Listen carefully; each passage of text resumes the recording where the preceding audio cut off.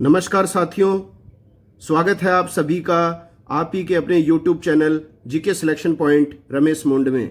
साथियों, आज मैं आपके बीच लेकर आया हूं प्राचीन भारतीय इतिहास का टॉपिक गुप्त साम्राज्य, और इस टॉपिक का आज हम कवर करेंगे भाग 4। इससे पहले भाग 1 में चंद्रगुप्त प्रथम और समुद्रगुप्त के बारे में हमने विस्तार से चर्चा की थी।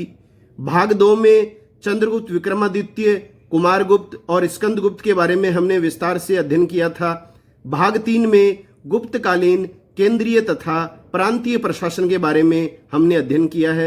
और आज जो भाग 4 है इस गुप्त साम्राज्य का, इसमें हम 3 टॉपिक्स पढ़ेंगे साथियों। गुप्तकालीन सामाजिक व्यवस्था, आर्थिक व्यवस्था और न्याय व्यवस्था।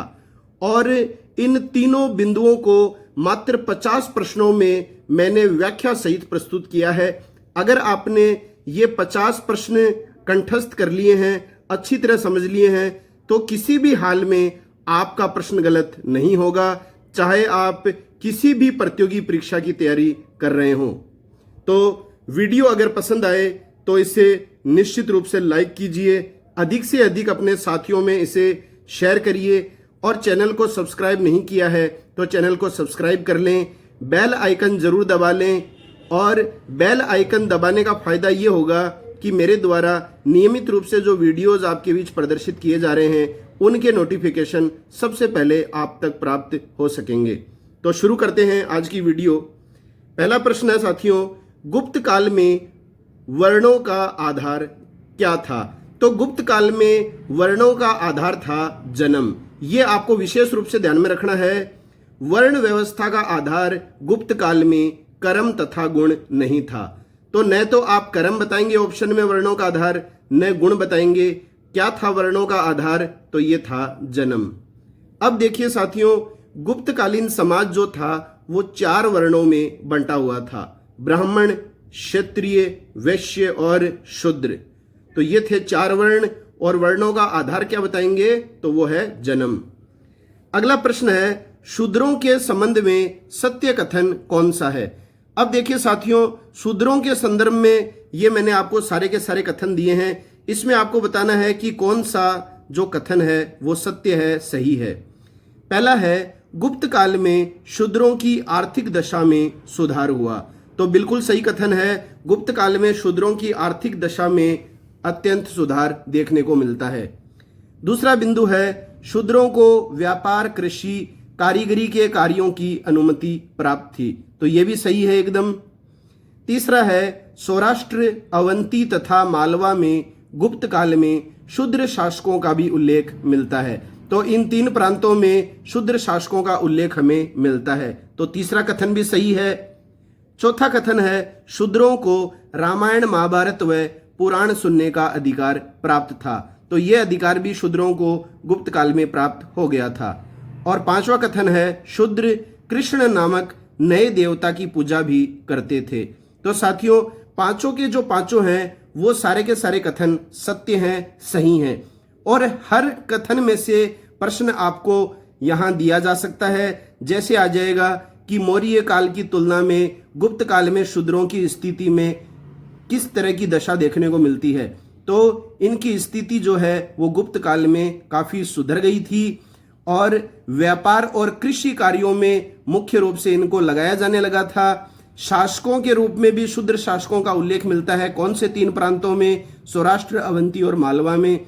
इसके अलावा रामायण, महाभारत और पुराण सुनने का अधिकार भी शूद्रों को गुप्त काल में था। इसके अलावा प्रश्न आता है, गुप्त काल में शूद्र कौन से नए देवता की पूजा करना प्रारंभ कर दिए थे?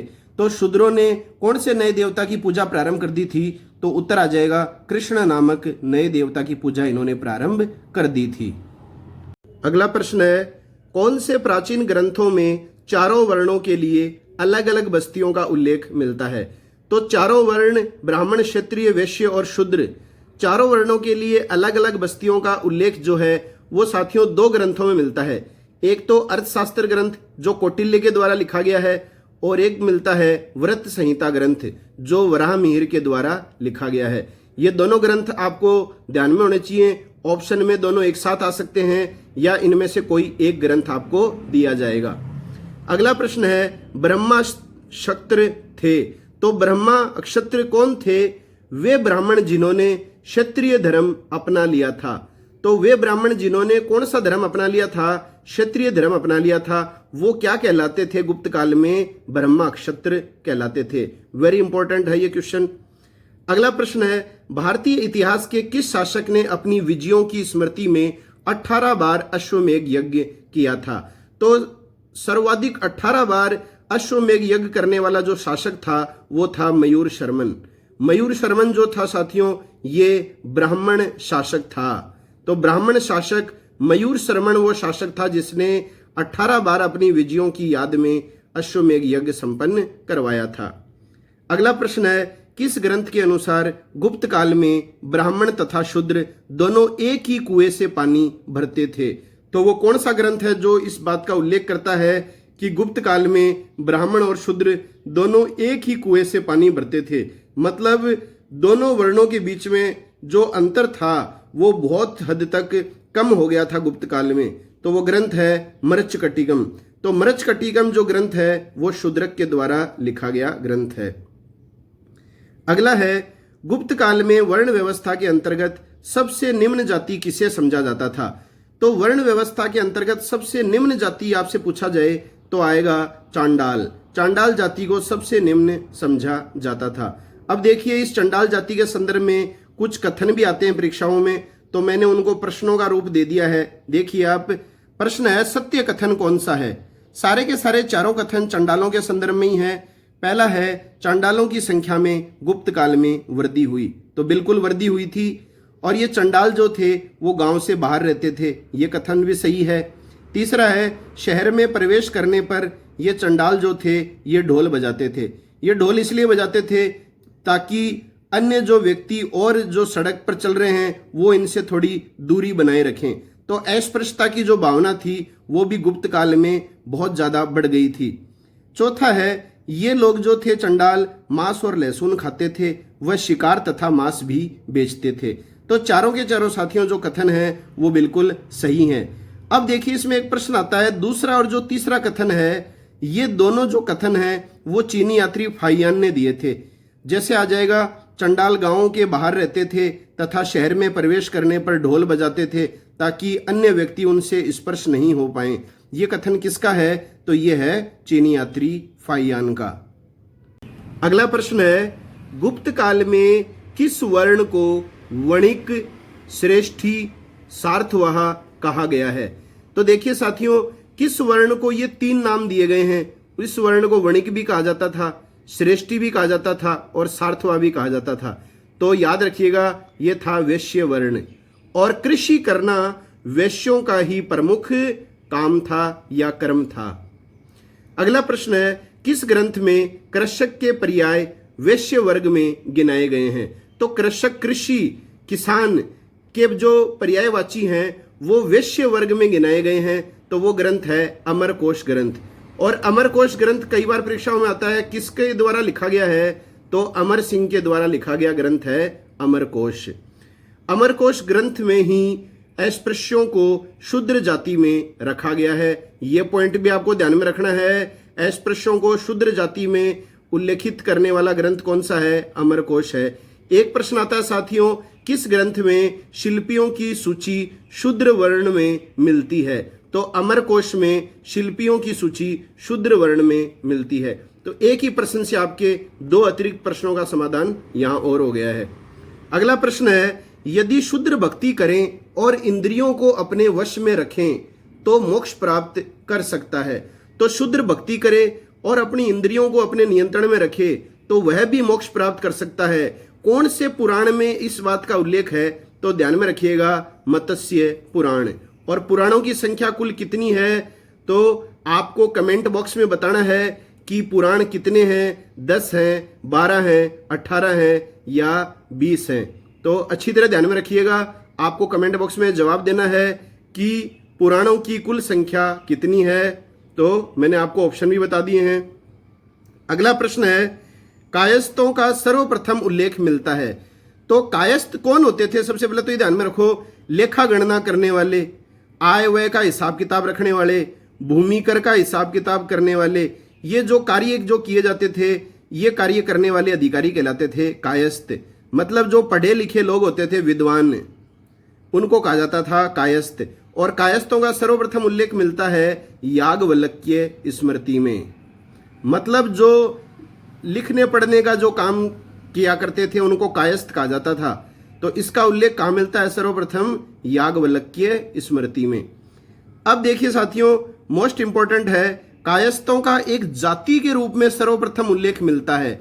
अगर आपको पूछ ले कि कायस्थों का एक जाति के रूप में, ये जो प्रश्न है जाति के संदर्भ में आ जाए, तो सर्वप्रथम उल्लेख मिलता है ओशनम स्मृति में।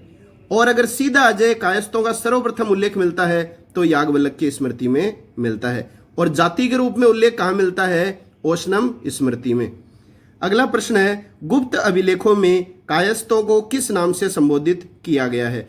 तो गुप्त अभिलेखों में कायस्थों के लिए दो नाम मिलते हैं, कोई सा भी परीक्षा में आ सकता है। या तो कई बार आ जाता है प्रथम कायस्थ, या कई बार प्रथम कायस्थ नहीं देता है ऑप्शन में तो दे देता है ज्येष्ठ कायस्थ। अगला प्रश्न है, कौन सा कथन सत्य है? तो देखो, सही कथन ढूंढना है हमने। 4 कथन लिखे हैं आपके सामने और इन चारों कथनों में से प्रश्न बनते हैं साथियों। ये आप ध्यान में रखिएगा अच्छी तरह से। ये नहीं है कि आपने 4 कथन पढ़ लिए, बोले हाँ सभी कथन सही हैं, याद हो गया प्रश्न, ऐसा नहीं है।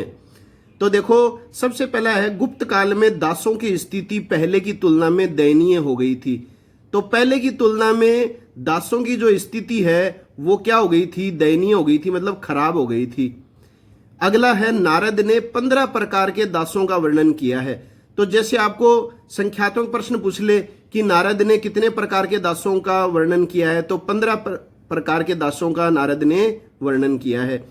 अगला कथन है, मनु स्मृति में 7 प्रकार के दासों का उल्लेख है। तो मनु स्मृति, मनु जो है वो अपनी रचना मनु स्मृति में कितने प्रकार के दासों का उल्लेख करता है? 7 प्रकार के दासों का। ये प्रश्न आ जाते हैं साथियों संख्यात्मक, हम लोग बहुत पढ़ते हैं, पता नहीं क्या क्या पढ़ते हैं, लेकिन इस तरह के जो प्रश्न हैं वो कई बार हमारे भाग्य का निर्धारण कर देते हैं। तो आपको अच्छी तरह ध्यान में रखना है, मनु स्मृति में कितने प्रकार के दासों का उल्लेख है? 7 का है। नारद में कितने प्रकार के दासों का उल्लेख किया है? तो 15 प्रकार के दासों का उल्लेख किया है। और चौथा है, दास मुक्ति का विधान सर्वप्रथम नारद ने किया है। तो यह प्रश्न भी डायरेक्ट परीक्षा में आता है कि दास मुक्ति का विधान सर्वप्रथम किसके द्वारा किया गया है? तो किसने किया है? नारद ने किया है। तो सारे के सारे कथन क्या हैं? सत्य हैं। चारों के चारों कथनों का आपके सामने प्रस्तुतिकरण का मेरा एक ही उद्देश्य था कि आपको दास के बारे में सारी जानकारी प्राप्त हो सके।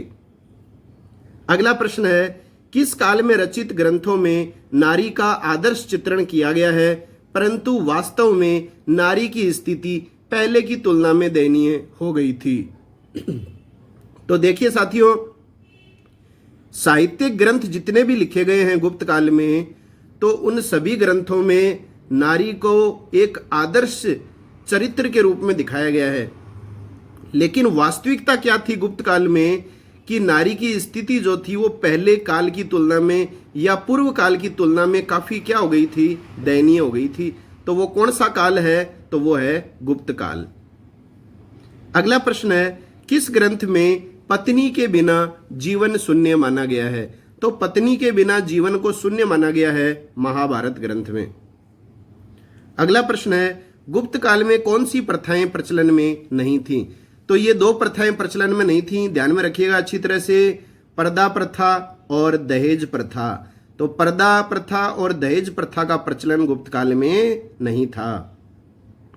अगला प्रश्न है, गुप्त काल में सती प्रथा का प्रथम अभिलेखीय साक्ष्य क्या मिलता है? तो इस प्रश्न को अपन पहले भी देख चुके हैं वीडियोज में। पहला सती प्रथा पर आधारित अभिलेखीय साक्ष्य मिलता है 510 ईस्वी का एरण अभिलेख। और एरण अभिलेख में गुप्त शासक भानुगुप्त के सेनापति गोपराज की स्त्री के सती होने का उल्लेख मिलता है। तो इसमें प्रश्न ये भी आता है कि एरण अभिलेख से संबंधित शासक है तो है भानुगुप्त का है ये एरण अभिलेख। और किसकी स्त्री के सती होने का उल्लेख मिलता है इसमें? तो गोपराज की स्त्री। और गोपराज कौन था? ये भानुगुप्त का सेनापति था। और कौन से वर्ष का है ये एरण अभिलेख? सारे के सारे परीक्षाओं में आए हुए प्रश्न हैं साथियों। तो 510 ईस्वी का है ये एरन अभिलेख। तो अगर आपको एरन अभिलेख के संदर्भ में प्रश्न पूछेगा तो ये 3 ही प्रश्न बनते हैं। एरन अभिलेख से संबंधित शासक कौन है, किसकी स्त्री के सती होने का उल्लेख मिलता है और कौन से वर्ष का है। अगर साथियों वीडियो पसंद आ रही है, मेरी मेहनत आपको संतुष्टि दे रही है, तो चैनल को सब्सक्राइब जरूर करना, अधिक से अधिक वीडियो को शेयर करना और मेरे इस वीडियो को निश्चित रूप से लाइक करना। अगला प्रश्न है, किस स्मृति के अनुसार पुत्र के अभाव में पुरुष की संपत्ति पर उसकी पत्नी का सर्वप्रथम अधिकार होगा। तो ये किस स्मृति में उल्लेखित है कि यदि पुत्र नहीं है तो पुरुष की संपत्ति पर उसकी पत्नी का सर्वप्रथम अधिकार मान्य होगा। याज्ञवल्क्य स्मृति मोस्ट इंपोर्टेंट है, कई बार प्रश्न आता है ये परीक्षाओं में। अगला प्रश्न है, गुप्तकालीन विधवाओं की स्थिति अति दयनीय थी, कौन सी स्मृतियों में विधवा विवाह का समर्थन किया गया है। तो साथियों 2 स्मृति हैं जिसमें विधवा विवाह का समर्थन किया गया है, आप ध्यान में रख लीजिए, नारद स्मृति और पाराशर स्मृति।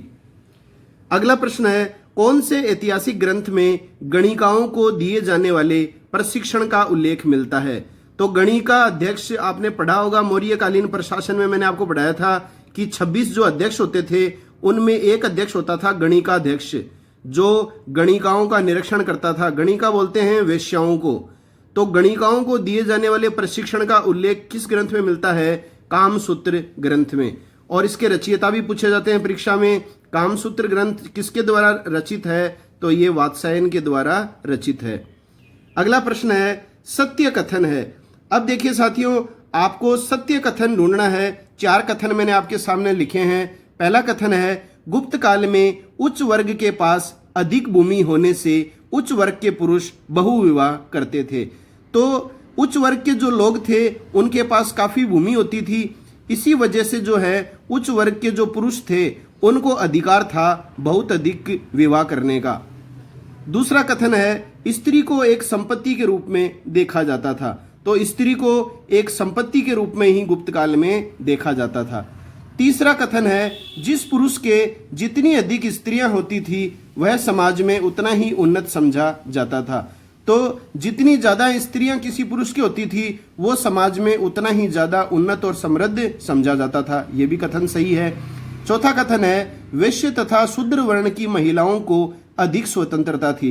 मतलब शूद्र और वैश्य वर्ण की जो महिलाएं थी उनको अधिक स्वतंत्रता थी कोई भी व्यवसाय अपनाने की, जबकि उच्च वर्णों की महिलाओं को आर्थिक स्वतंत्रता नहीं थी, ना ही उच्च वर्ण की महिलाएं कोई व्यवसाय कर सकती थीं।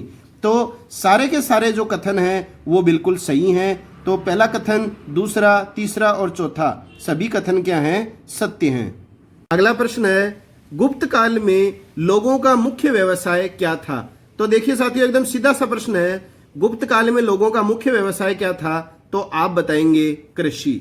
कई बार क्या होता है ऑप्शन में साथियों एक साथ आ जाता है कृषि तथा पशुपालन। उस स्थिति में आप कृषि तथा पशुपालन कर सकते हैं, लेकिन यदि आपको ऑप्शन में कृषि दे रहा है, पशुपालन भी दे रहा है, अलग अलग दे रहा है, तो उत्तर 100% कृषि ही आएगा। और देखिए इसमें मैंने 2 प्रश्न और भी साथ में बन रहे हैं अपने, कि गुप्त काल में जो प्रमुख फसल थी लोगों की वो कौन सी थी, चावल और जौ, ये आपको ध्यान में रखना है। और कृषि जो थी वो मुख्यतः किस पर निर्भर थी, वर्षा पर निर्भर थी। अगला प्रश्न है, गुप्तकालीन किस ग्रंथ के अनुसार मुख्य रूप से 3 फसलें होती थी तथा मौसम के विषय में भविष्यवाणी भी की जाती थी। मतलब ऐसा कौन सा ग्रंथ है जो ये उल्लेखित करता है कि गुप्त काल की प्रमुख फसलें जो थी वो 3 थी, और क्या बोला गया है इस ग्रंथ में कि मौसम के विषय में भविष्यवाणियां भी की जाती थी। और इसके अलावा इस ग्रंथ में दुर्भिक्ष का वर्णन भी किया गया है कि मतलब अकाल भी पड़ते थे। तो वो ग्रंथ है व्रत संहिता ग्रंथ, और व्रत संहिता ग्रंथ के रचयिता कौन है, वराहमिहिर। अगला प्रश्न है, किस ग्रंथ में हलों की बनावट का संपूर्ण वर्णन मिलता है। तो हल की बनावट का संपूर्ण वर्णन मिलता है तथा भूमि का अलग अलग फसलों के लिए विभाजन भी इसी ग्रंथ में उल्लेखित है। मतलब अलग अलग फसलों के लिए अलग अलग भूमियों का विभाजन इसकी जानकारी मिलती है। इसके अलावा हलों की बनावट की जानकारी मिलती है। तो कोई सा भी प्रश्न आ सकता है, हलों की बनावट का उल्लेख किस ग्रंथ में मिलता है या भूमि का अलग अलग फसलों के लिए विभाजन किस ग्रंथ में मिलता है, तो उत्तर आएगा अमरकोश ग्रंथ, जो अमर सिंह के द्वारा लिखा गया है। एक देखिए साथियों, इस ग्रंथ में पालतू पशुओं की सूची भी दी गई है। यह प्रश्न भी आया हुआ है। मैं आपको किसी प्रतियोगी परीक्षा का विशेष नाम लेकर नहीं बताता हूं, लेकिन आप ध्यान में रखिए, जैसे ये प्रश्न भी आरएस की परीक्षा में भी आ चुका है, यह प्रश्न कि वह ऐतिहासिक ग्रंथ जिसमें पालतू पशुओं की सूची मिलती है, तो कौन से ग्रंथ में मिलती है? अमरकोश ग्रंथ में। अगला प्रश्न है, किस ग्रंथ में चावल की 44 किस्मों का वर्णन मिलता है? तो चावल की 44 किस्मों का वर्णन मिलता है अष्टांग संग्रह ग्रंथ में। अगला प्रश्न है, गुप्तकालीन सिंचाई व्यवस्था का सर्वश्रेष्ठ उदाहरण है? तो गुप्तकालीन सिंचाई व्यवस्था का सर्वश्रेष्ठ उदाहरण है जूनागढ़ अभिलेख। ये हम काफी बार पढ़ चुके हैं। जूनागढ़ अभिलेख जो है वो किससे संबंधित है? सुदर्शन झील से। और गुप्त काल में सिंचाई हेतु कौन सी झील को काम में लिया जाता था? सुदर्शन झील को काम में लिया जाता था। अब देखिए साथियों, एक आपके लिए प्रश्न और भी है, कमेंट बॉक्स में आप कर सकते हैं। मैं आपको बता भी चुका हूं भाग 2 में, स्कंदगुप्त के काल में किसके निर्देशन में सुदर्शन झील का पुनर्निर्माण किया गया था? तो सबसे पहले इस झील का जो निर्माण है वो चंद्रगुप्त मौर्य का जो सौराष्ट्र गवर्नर था, पुष्यगुप्त वैश्य, उसने करवाया था। उसके बाद में अशोक के शासनकाल में सौराष्ट्र के जो गवर्नर थे, यूनानी गवर्नर तुषास्प ने इसकी मरम्मत करवाई। बाद में गुप्तकालीन शासक स्कंदगुप्त के काल में जो था, इसका निर्माण, पुनर्निर्माण किया गया था। तो प्रश्न यही है कि स्कंदगुप्त के काल में किसके निर्देशन में इस झील का पुनर्निर्माण किया गया था? तो अगर आपने वीडियो देखा है स्कंदगुप्त वाला, तो आप निश्चित रूप से बता सकते हैं कि किसका कौन पुत्र था जिसके निर्देशन में ये पुनर्निर्माण का कार्य किया गया था। अगला प्रश्न है, किस पुराण के अनुसार कृषि की वृद्धि के लिए सिंचाई के साधन जुटाना राजा के प्रमुख कर्तव्यों में एक है? तो ऐसा उल्लेख करने वाला पुराण है अग्नि पुराण। अगला प्रश्न है, गुप्त काल में, अब देखिए साथियों ये शब्दावलियां हैं, आपको परीक्षा में कोई भी शब्दावली दे दे, जैसे नल, पाटक, धनु, दंड, आडवाप, द्रोणवाप, कुल्यवाप, ये सारी की सारी जो शब्दावलियां हैं ये क्या थे? ये भूमि के नाप थे, मेजरमेंट ऑफ लैंड, भूमि का माप करने वाले थे सारे के सारे शब्दावली। इनका प्रयोग जो है वो किस में किया जाता था? भूमि के नाप में। अगला प्रश्न है, सुमेलित कीजिए।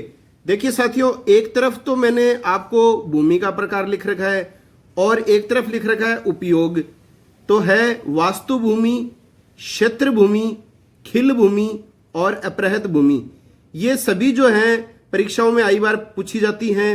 तो देख लीजिए आप, वास्तु भूमि कौन सी होती थी? वास्तु का आप मतलब समझ गए होंगे, निवास योग्य जो भूमि होती थी, रहने योग्य भूमि होती थी, जिस पर मकान बनाते थे, वो होती थी वास्तु भूमि।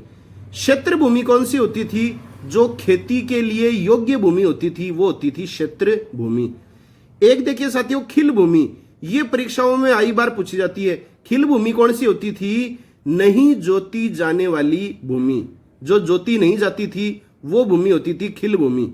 और एक है अपृहत भूमि।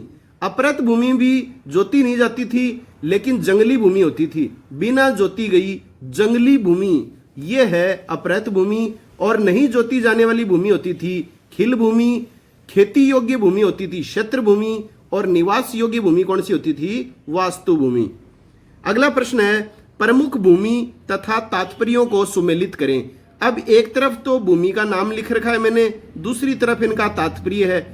कुछ हद तक पिछले प्रश्न के जैसा ही है ये भी। देखो, भूमि है ऊसर भूमि। ऊसर भूमि कौन सी होती है? आप सभी जानते हैं, बंजर भूमि को कहा जाता है ऊसर भूमि। एक है सदवल भूमि। सदवल भूमि कौन सी होती है? घास के मैदानी भूभाग को कहा जाता है सदवल भूमि। एक है देवमात्रक भूमि और एक आता है साथियों अदेवमात्रक भूमि। इसमें आपको कंफ्यूजन नहीं होना है। वर्षा जो है, वर्षा पर आधारित जो कृषि होती है या कृषि जिस भूभाग पर वर्षा पर आधारित होती है उस भूमि को बोला जाता है देवमात्रक। कहते हैं ना, भगवान भरोसे है अपने राजस्थान के किसान की स्थिति। मतलब यदि बरसात हो गई तब तो मेहनत कारगर हो जाएगी, और अगर बरसात नहीं हुई तो सारा का सारा जो किया हुआ है वो बेकार हो जाएगा। तो देवमात्रक भूमि होती है जहां कृषि वर्षा पर आधारित हो। अदेवमात्रक भूमि कौन सी होती है? कृषि वर्षा पर आधारित नहीं हो। मतलब जरूरी नहीं है कि वर्षा आए ही। जिसके पास सिंचाई की सारी सुविधाएं हैं वो वर्षा की तरफ क्यों देखेगा? तो ऐसी भूमि को क्या कहा जाता है? अदेवमात्रक भूमि कहा जाता है। और कृषि वर्षा पर आधारित होती है, वो होती है देवमात्रक भूमि। तो ये इसमें आप देख लीजिएगा उत्तर। अगला है क्षेत्रकर होता था। ये प्रश्न भी कई बार आता है, शब्दावली आती है क्षेत्रकर।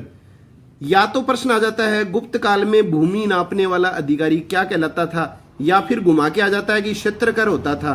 तो गुप्त काल में भूमि नापने वाला अधिकारी जो है वो क्या कहलाता था? क्षेत्रकर कहलाता था। और भूमि के नाप क्या क्या थे मैंने अभी आपको बताया था। नल है, धनु, पाटक, दंड, आडवाप, द्रोणवाप, कुल्यवाप, ये सारे क्या थे? ये भूमि के नाप थे। आपको अच्छी तरह सारे प्रश्न साथियों ध्यान में करने हैं। सारे के सारे प्रश्न आपको अच्छी तरह याद करने हैं, क्योंकि प्रश्न इन्हीं में से आएगा। ये आप तय मान लीजिए। किस तरह से घूम फिरा के आ जाए इसकी देखो साथियों कोई गारंटी नहीं दे सकता।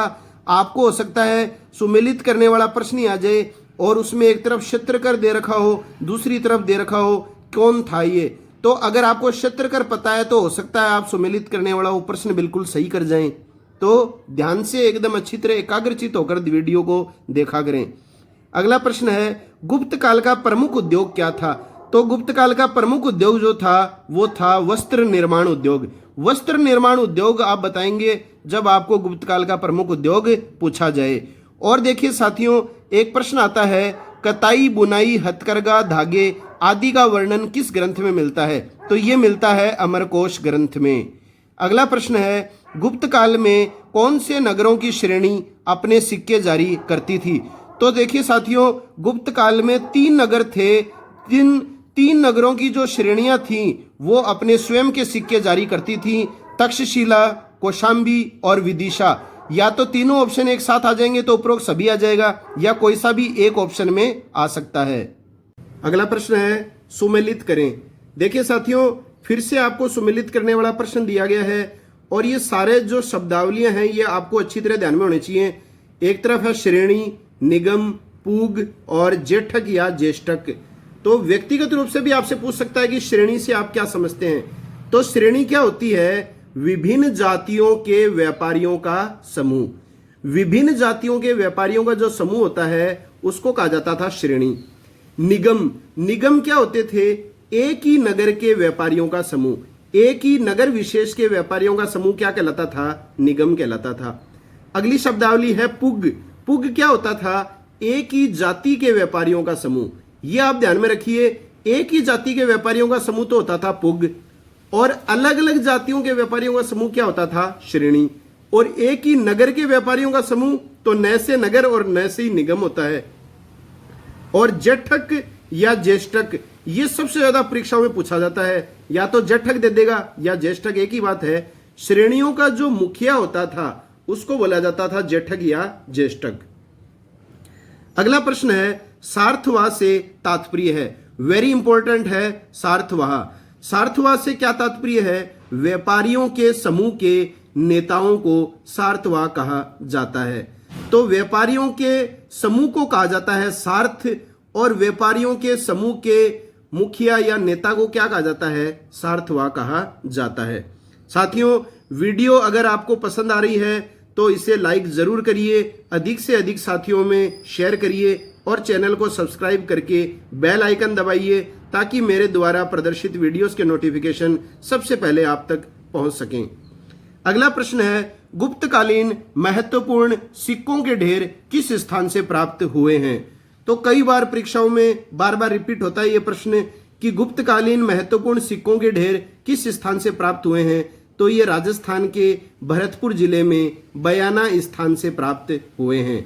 और ये प्रश्न भी परीक्षाओं में आता है कि गुप्त काल में विभिन्न भागों से कितने सिक्कों के ढेर मिले हैं। तो कितने मिले हैं साथियों? 16 सिक्कों के ढेर मिले हैं गुप्त काल में अलग अलग भागों से। अगला प्रश्न है, प्राचीन भारत में सर्वाधिक सोने के सिक्के चलाने का श्रेय किन्हें प्राप्त है? तो प्राचीन भारत में सर्वाधिक जो सोने के सिक्के चलाए गए थे वो चलाए गए थे गुप्त शासकों के द्वारा। अगला प्रश्न है, सोने के सिक्कों को गुप्त अभिलेखों में क्या कहा गया है? यह भी वेरी इंपॉर्टेंट प्रश्न है। तो सोने के सिक्कों के लिए गुप्त अभिलेखों में कौन सा शब्द प्रयोग में लिया गया है? दिनार। तो प्रश्न आ जाता है, किस वंश के शासकों की मुद्रा दिनार थी? तो दिनार किस तरह की मुद्रा थी? तो ये सोने के सिक्के थे, गुप्त शासकों के द्वारा चलाए गए। ये जो दिनार है साथियों, ये लैटिन भाषा का शब्द है और डेनेरिस से बना हुआ है। तो दिनार जो है वो लैटिन भाषा के शब्द डेनेरिस से बना है। अगला प्रश्न है, दिनार का प्रयोग मुख्य रूप से किस कार्य में होता था? तो ये दिनार जो सिक्का चलता था गुप्त काल में, इसका प्रयोग मुख्य रूप से किया जाता था भूमि के खरीदने और बेचने में, या भूमि के क्रय और विक्रय में इसका प्रयोग होता था। मोस्टली क्या होता था साथियों, वस्तु विनिमय की प्रणाली ही अपनाई जाती थी गुप्त काल में। एक वस्तु के बदले दूसरी वस्तु दी जाती थी। और गुप्त काल में जो है वो इतने अधिक सिक्के नहीं मिले हैं जितने कुषाण काल में या उससे पहले के काल में मिले हैं। लेकिन अगर आपको स्वर्ण सिक्कों की बात पूछी जाए तो यहाँ पर प्रचलित था दिनार, और दिनार जो था वो आम प्रचलन में नहीं आता था, भूमि के क्रय विक्रय में इसका प्रयोग किया जाता था। अगला प्रश्न है, गुप्त काल में सर्वोच्च न्यायाधीश कौन होता था? तो देखिए साथियों, पिछले वीडियो में अपन ने केंद्रीय प्रशासन की बात की तो उसमें पढ़ा था हमने कि गुप्त काल में जो मुख्य न्यायाधीश होता था उसको क्या बोला जाता था? महादंड नायक। तो आप ये उत्तर नहीं करेंगे। ये हालांकि मुख्य न्यायाधीश महादंड नायक ही होता था, लेकिन यदि प्रश्न में आ जाए गुप्त काल में सर्वोच्च न्यायाधीश कौन होता था, तो सर्वोच्च न्यायाधीश जो होता था, जिसका फैसला अंतिम माना जाता था, वो होता था सम्राट, राजा। अगला प्रश्न है, दंडपाशिक कौन था? तो दंडपाशिक कौन होता था? तो ये होता था पुलिस अधिकारी। अगला प्रश्न है, किस काल में सर्वप्रथम दीवानी व फौजदारी कानून भली भांति परिभाषित व पृथक हुए थे? तो दीवानी व फौजदारी कानून जो हैं वो गुप्त काल में सबसे पहले भली भांति परिभाषित किए गए थे और दोनों पृथक किए गए थे गुप्त काल में। अगला प्रश्न है, किसके अनुसार गुप्त काल में दंड विधान कोमल था, मृत्युदंड नहीं दिया जाता था? ऐसा उल्लेख करने वाला व्यक्ति था चीनी यात्री फाइयान। अगला प्रश्न है, किसके अनुसार चोरी करने पर ब्राह्मण का अपराध सबसे अधिक माना जाता था तथा शूद्र का अपराध सबसे कम समझा जाता था? तो किसके अनुसार? नारद स्मृति के अनुसार। ऐसे प्रश्न आजकल ज्यादातर पूछे जाते हैं साथियों, आप ध्यान में रखिए अच्छी तरह। अगला प्रश्न है, किस पुराण में यज्ञ करना तथा दान देना शूद्र का परम कर्तव्य बताया गया है? तो यज्ञ करना और दान देना शूद्र का कर्तव्य बताया गया है मार्कंडेय पुराण में। और आज का सवाल भी यही है साथियों, अगर आपने ढंग से नहीं सुना है, आपको बताना है पुराणों की कुल संख्या, और उसमें मैंने आपको ऑप्शन भी दे रखे हैं। तो आप वीडियो को अगर पूरा देखेंगे तो वो प्रश्न और ऑप्शन आपको जरूर सुनने को मिलेंगे। अगला प्रश्न है, किसने क्षत्रियों की कर्म निष्ठा की प्रशंसा की है तथा इन्हें सरल, मितव्ययी व पवित्र कहा है? तो ये कहा है चीनी यात्री हेनसांग ने। इन्होंने क्षत्रियों की कर्म निष्ठता की क्या की है? प्रशंसा की है। और क्षत्रियों की प्रकृति कैसी बताई है? सरल, मितव्ययी, कम खर्चा करने वाले और पवित्र कहा है इन्होंने क्षत्रियों को। अगला प्रश्न है, कालिदास ने कौन सी 2 फसलों की खेती का उल्लेख किया है? वेरी इंपॉर्टेंट प्रश्न है, चावल तथा ईख। तो चावल और ईख होता है गन्ना, इन 2 फसलों का उल्लेख किया है कालिदास ने। लास्ट प्रश्न है वीडियो का, किस श्रेणी का शासन व्यापारियों के एक निगम के द्वारा संचालित किया जाता था? तो व्यापारियों के एक निगम के द्वारा संचालित किया जाता था। किस श्रेणी का प्रशासन? तो वो था तक्षशिला। ये प्रश्न भी कई बार परीक्षाओं में रिपीट होता है। तो साथियों, ये है आज अपना वीडियो जिसमें हमने गुप्तकालीन सामाजिक, आर्थिक और न्यायिक व्यवस्था के बारे में अध्ययन किया है। पिछले वीडियो में जो प्रश्न पूछा गया था, पलामू तथा लोहरदग्गा की खानें किस राज्य में है, तो वो है झारखंड राज्य में। और इसका सही जवाब देने वाले साथी हैं कल्पना नवल, सुभाष चंद्र और संदीप राज खाखिल। तीनों को बहुत बहुत बधाई सही जवाब देने के लिए। और आज का जो प्रश्न है वो भी इसी से संबंधित है, पुराणों से संबंधित, कि पुराणों की कुल संख्या कितनी है। तो साथियों, मिलते हैं नए वीडियो के साथ। तब तक के लिए जय हिंद, जय भारत।